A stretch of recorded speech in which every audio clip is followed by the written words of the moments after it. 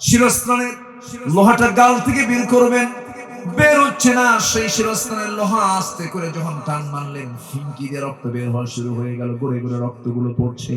রক্তগুলো জমিনে ফেলতে দিবেন নবায়দা, এই জন্য তিনি অঞ্জলি ভরে রক্তগুলো হাতের মধ্যে নিচ্ছেন। রসুলকে না দেখায়া তিনি একটু লুকোচুরি করে রক্তগুলো ফেলবেন, কোথায় জায়গা না পেয়ে তিনি নিজেই পান করা শুরু করেছেন। রসুল বলছেন, ওবায়দারে কিসের কিসের কি পান করছো তুমি? হুজুর, আপনার দেহের রক্ত খাচ্ছি। রাসূল বলেন, ওবায়দারে আমার দেহে রক্ত তুমি খাচ্ছ কেন? হুজুর, আপনার রক্ত আমি জমিনের কোন জায়গায় ফেলবো, এই জন্য আমি রক্তগুলো আমার পেটের মধ্যে তুলে নিচ্ছি।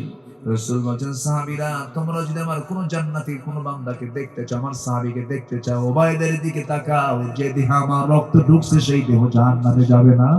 হাতের মধ্যে পাথর নিয়ে ইবনে তাইমিয়া নামে একজন কাফির রাসূলকে টার্গেট করে নবীর মাথা বরাবর মেরে দিয়েছে। মাথায় ছিল সেদিন নবীর টুপি নয়, পাগড়ি নয়, নবীর মাথায় ছিল সেদিন হেলমেট। লোহা লোহা দিয়ে নির্মিত হেলমেট, যেন তরবারি দিয়ে কেউ মারলে যেন মাথার ভিতরে সেই তরবারি না গেঁথে যায়। লোহার হেলমেট পরেছেন। হেলমেটের চিকন লোহা পাথর এসে কপালে লাগার সঙ্গে সঙ্গে হেলমেটের চিকন লোহা ফলাটা গিয়ে নবীর কপালের মধ্যে, হাড়ের মধ্যে গেঁথে গেল। আরেকটা আঘাত আসলো, আরেকটা পাথর নামলো তার মুখ বরাবর। শিরস্ত্রাণের চিকন লোহা নবীর গালের মধ্যে গেঁথে গেল। আরেকটা আঘাত আসলো মুখ বরাবর, দাঁত বরাবর। সামনের দুটি দাঁত ঝরে পড়ে গেল। একই মুখের মধ্যে তিনটা আঘাত। রাসূল তিনটি ইনজুরিতে আক্রান্ত হয়ে মুখ থুবড়ে জমিনে পড়ে গেলেন। যখন মাথা চক্কর মেরে জমিনে পড়ে গেছেন, কাফেররা চিৎকার মেরে উঠে বলছে, মুহাম্মদ মারা গেছে। কুতিলা মুহাম্মদ, কুতিলা মুহাম্মদ। রাসূল নাই, রাসূল নাই, রাসূল নিহত হয়েছেন। এই সংবাদ যখন মদিনার আকাশ বাতাস যখন ছড়িয়ে পড়ল, যখন যুদ্ধ শুরু হয়ে যাবে, রাসূল সবার সামনে দাঁড়িয়ে সাহাবে কেরামকে বলেন, সাহাবীরা শোনো, মুনাফিকরা তো চিহ্নিত হয়ে গেছে, কাফেররা সব প্রস্তুতি নিয়ে ফেলেছে। আমি তোমাদেরকে, তোমরা কোন কোন জায়গায় থাকবে সব আমি তোমাদেরকে চিহ্ন করে দিচ্ছি। সাহাবে কেরামকে একটা টিম করে দিলেন। সবাইকে নির্দিষ্ট জায়গায় তাদেরকে দাঁড়িয়ে দিলেন। 50 জন তীর সহ, তীরন্দাজ সহ 50 জন সাহাবীকে বলেন, শোনো, এই পাহাড়ের উঁচু জায়গায় তোমরা ওই জায়গায় দাঁড়িয়ে থাকবে, সর্বক্ষণ গতিবিধি লক্ষ্য করবে। যুদ্ধ থেমে যাক আর যুদ্ধ চালু থাক, তোমরা এই জায়গা থেকে নড়বে না আমার পরবর্তী নির্দেশ না আসা পর্যন্ত। এই কথা বলে তাদের 50 জনকে এক্সট্রা করে রেখে দিলেন। যুদ্ধ শুরু হয়ে গেছে। সেই যুদ্ধের প্রাথমিক পর্যায়ে মুসলমানদের বিজয় নিশ্চিত হয়ে গেছে। এমন সময় হঠাৎ করে যুদ্ধ থেমে গেছে মনে করে সাহাবীরা অস্ত্র রেখে, সবকিছু রেখে তারা ইজি হয়ে বসে আছেন। ওইদিকে বেশ কিছু কুরাইশদের মধ্যে থেকে একটা বিশাল অংশ, বিশাল গ্রুপ একটা চিকন পথ দিয়ে, গলি পথ দিয়ে রওনা দিয়ে দিয়েছে। ওই 50 জন তীরন্দাজের দায়িত্ব ছিল ওই চিকন গলি পথকে তারা লক্ষ্য করবেন, শত্রুকে মোকাবেলা করবেন। কিন্তু তারাও তীরগুলো হাতের মধ্যে থেকে খুলে রেখে দিয়েছেন। সবাই ফ্রি হয়ে গেছেন। ওই সময় অতর্কিত হামলা চালিয়েছে ওই সমস্ত কুরাইশের একটা গ্রুপ। ওই অতর্কিত হামলার মূল লক্ষ্য তারা বানিয়ে ফেললো রাসূলকে টার্গেট করে তারা বৃষ্টির মতো তীর মারা শুরু করে দিল। এই সাহাবীর হাতের মধ্যে তরবারি নেবেন, কখন অপ্রস্তুত সাহাবীরা রাসূলকে বাঁচানোর জন্য 10 জন সাহাবী নবীর সামনে গিয়ে দাঁড়িয়ে গেলেন। চতুর্দিকে দাঁড়িয়ে বলছেন, হুজুর, যে পরিমাণ তীর আসতেছে, যত তীর আসুক না কেন আমাদের পিঠ ঝাঁঝরা হবে, কিন্তু আপনার গায়ে একটা লাগাতে দেব না। আমাদের বুক ঝাঁঝরা হয়ে যাবে, আমরা শাহাদাত বরণ করব, আপনার গায়ে একটা লাগাতে দেব না। রাসূলকে বাঁচাতে গিয়ে ওই 10 জন সাহাবী এট এ টাইম দুনিয়া থেকে বিদায় নিয়ে নিলেন। নবী সম্পূর্ণ একাকী পড়ে গেলেন। কাফেরদের একটা গ্রুপ নবীর কাছাকাছি প্রায় চলে আসলো, কিন্তু একজন কাছে আসার সাহস পেল না। হাতের মধ্যে পাথর নিয়ে ইবনে তাইমিয়া নামে একজন কাফির রাসূলকে টার্গেট করে নবীর মাথা বরাবর মেরে দিয়েছে। মাথায় ছিল সেদিন নবীর টুপি নয়, পাগড়ি নয়, নবীর মাথায় ছিল সেদিন হেলমেট। লোহা দিয়ে নির্মিত হেলমেট, যেন তরবারি দিয়ে কেউ মারলে যেন মাথার ভিতরে সেই তরবারি না গেঁথে যায়। লোহার হেলমেট পরেছেন। হেলমেটের চিকন লোহা পাথর এসে কপালে লাগার সঙ্গে সঙ্গে হেলমেটের চিকন লোহা ফলাটা গিয়ে নবীর কপালের মধ্যে, হাড়ের মধ্যে গেঁথে গেল। আরেকটা আঘাত আসলো, আরেকটা পাথর নামলো তার মুখ বরাবর। শিরস্ত্রাণের চিকন লোহা নবীর গালের মধ্যে গেঁথে গেল। আরেকটা আঘাত আসলো মুখ বরাবর, দাঁত বরাবর।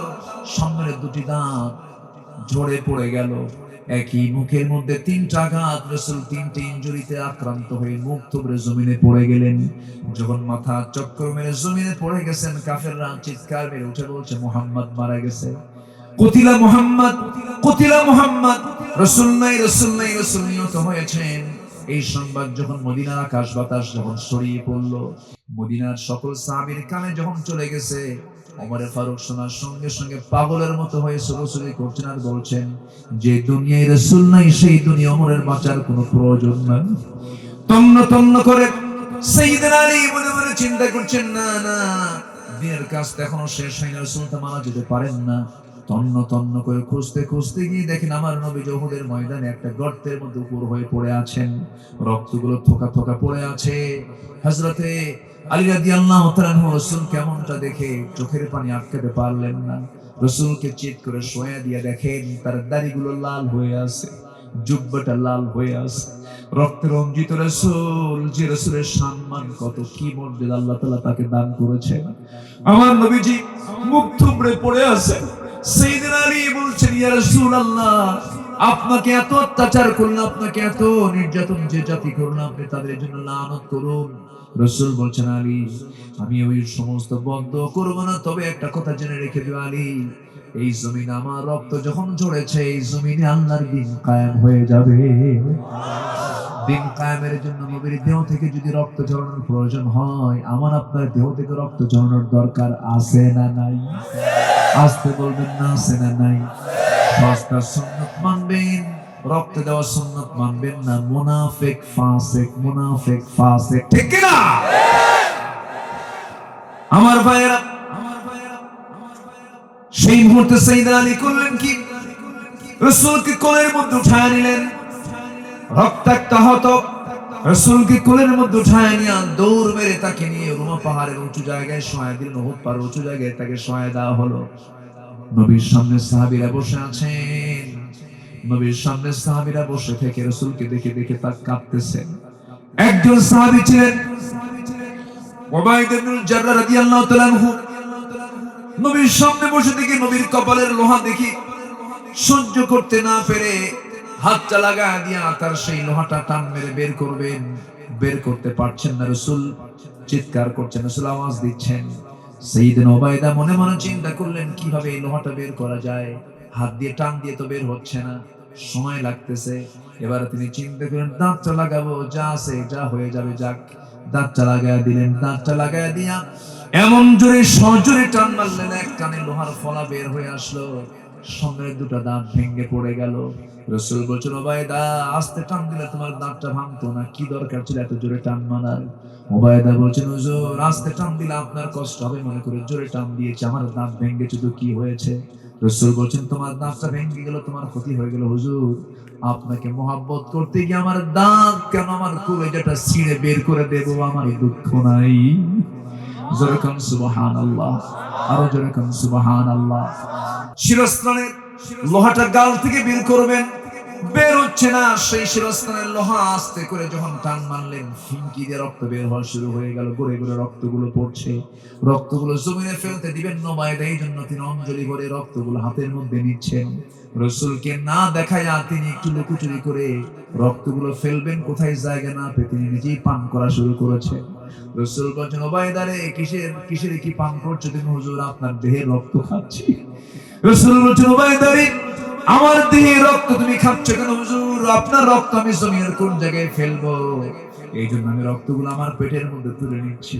রাসূল বলেন, সাহাবীরা, তোমরা যদি আমার কোন জান্নাতি কোন বান্দাকে দেখতে চাও, আমার সাহাবীকে দেখতে চাও, উবাইদার দিকে তাকাও, যে দেহে আমার রক্ত ঢুকছে সেই দেহ জান্নাতে যাবে না? কি ভালোবাসা, কি মুহাব্বত সাহাবীরা রাসূলকে দেখিয়ে দিয়েছেন। সেই রাসূলের দাঁত ভাঙা ইসলামকে নিয়ে কোনো কথা বললে আমরা কি থাকবো নাকি? আমরা সহ্য করব নাকি? সেই রাসূলকে নিয়ে বাজে কথা বলেছে আমার দেশের কিছু কুলাঙ্গার আছে না নাই? আসতে বলবেন না, আছে না নাই? রাসূলের একটা সুন্নাত কিনে যদি কেউ কোনো কথা বলে, মুসলমান বসে থাকবে না, কথা বলবে, চুপ থাকবে না, কথা বলবে, ঘরে থাকবে না, বাইরে আসবে। রাসূলকে যারা গালি দিয়েছো, বিচার হবে বাংলার জমিনে, ঠিক কি না? দিন আসবে, জোরে বলি ইনশাআল্লাহ। নারায়ে তাকবীরের স্লোগান নাকি দেওয়া যাবে না? এটা নাকি দলীয় স্লোগান। যদি নারায়ে তাকবীরের স্লোগান যদি নির্দিষ্ট কোনো দলীয় স্লোগান হয়, তাহলে তোমার স্লোগান যদি নারায়ে তাকবীর না হয়, তুমি কিসের তাকবীর দাও যে তাকবীর দিয়ে তুমি জান্নাত পাবা না?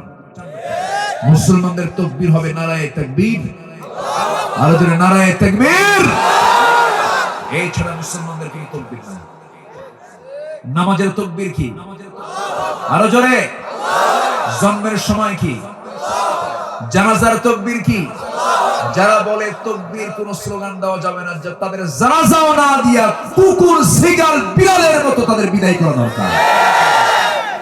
সূরা তাওবার 23-24 আল্লাহ রাব্বুল আলামিন সুন্দর করে বলছেন, লা তাত্তাখিযু আবাআকুম ওয়া ইখওয়ানাকুম আউলিয়া ইন ইসতাহাব্বুল কুফরা আলাল ঈমান।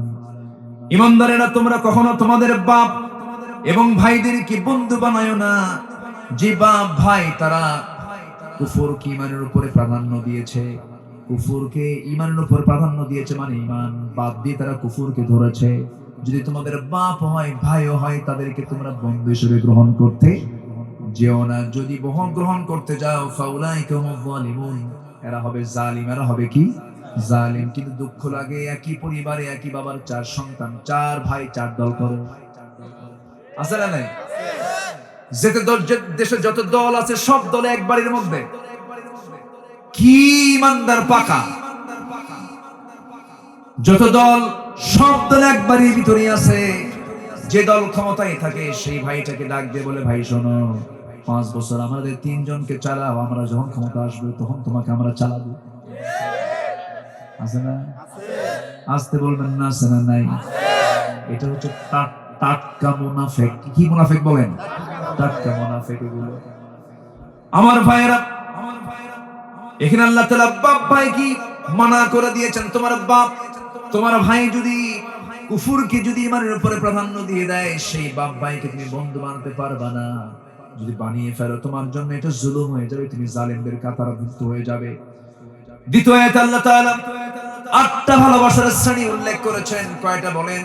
8টা ভালোবাসার শ্রেণী উল্লেখ করেছেন। 1 নাম্বার হলো বাপ, নাম্বার 2 হলো ছেলে, নাম্বার 3 হলো ভাই, নাম্বার 4 হলো স্ত্রী। আবাউকুম ওয়া আবনাউকুম ওয়া ইখওয়ানুকুম ওয়া আজওয়াজুকুম ওয়া আশিরাতুকুম। নাম্বার 5 হলো তোমাদের আত্মীয় স্বজন। 6 হলো তোমাদের মালামাল। 7 হলো তোমাদের ব্যবসা বাণিজ্য। 8 হলো তোমাদের মনের চিত্ততা মিটিয়ে দেয় তোমাদের বাসস্থান। এই 8টা জিনিসের যে ভালোবাসা তোমাদের মধ্যে আমি আল্লাহ দিয়েছি, তোমাদের যে ভালোবাসা সৃষ্টি হয়েছে, এই সকল 8টা ভালোবাসার চাইতে বেশি ভালোবাসতে হবে 3 জনকে, 3টাকে। নাম্বার 1 হলো আল্লাহ, নাম্বার 2 হলো মুহাম্মদ সাল্লাল্লাহু আলাইহি ওয়াসাল্লাম, আর নাম্বার 3 হলো জিহাদিন ফি সাবিলি। কার পথে জিহাদ করা? আসতে বলবেন না, কার পথে জিহাদ করা? জিহাদের অর্ডার দিয়েছেন কে? জিহাদের গুরুত্ব আছে না নাই? শুধু নামাজ পড়লেই জান্নাত পাওয়া যাবে এমন কথা কোথাও নাই কোরআনে। সরাসরি আপনি একটা আয়াত দেখাতে পারবেন না, নামাজ পড়লে আমি তোমাকে জান্নাত দিয়ে দেব, তা আল্লাহ তাআলা কোথাও বলেন নাই। তবে একটা জায়গায় বলেছেন, সেটা হলো তুমি যদি এই কাজটা করতে পারো, আমি তোমাকে জাহান্নাম থেকে বাঁচিয়ে তোমাকে জান্নাত দিয়ে দেব। সেই কাজটা কি সবাই কি শুনবেন নাকি? শুনবেন? আদুল্লুকুম আলা তিজারাতিন তুনজিকুম মিন আযাবিন আলীম। আমি কি তোমাকে এমন একটা ব্যবসার কথা বলবো, যে ব্যবসা করলে আমি তোমাকে জাহান্নাম থেকে বাঁচিয়ে দিয়ে তোমাকে জান্নাত দিয়ে দেব।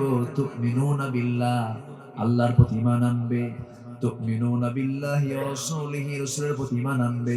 ওয়া তুজাহিদুনা ফি সাবিলিল্লাহি বিআমওয়ালিকুম ওয়া আনফুসিকুম, জিহাদ করবে কার পথে? জান দিয়ে, মাল দিয়ে। জান দিয়ে, মাল দিয়ে। এখানে আল্লাহ তাআলা মালের কথা আগে বলেছেন, কারণ মালের মহব্বত না কমান পর্যন্ত বান্দা জান দিবে না। জানের মহব্বত, মালের মহব্বত যখন কমে যাবে, তখন সে জান দিতে প্রস্তুত হয়ে যাবে। মালের মহব্বত যদি বেশি হয়ে যায়, সে তো সহজে জান দিতে চাবে না। আল্লাহ তাআলা এই জন্য এই জায়গায় আগে মালের কথা বলেছেন। যারা মাল দিয়ে, জান দিয়ে যারা আমার পথে জিহাদ করবে, আমি তাদেরকে সোজা জান্নাত দিয়ে দেব। জোরে কোন সুবহানাল্লাহ।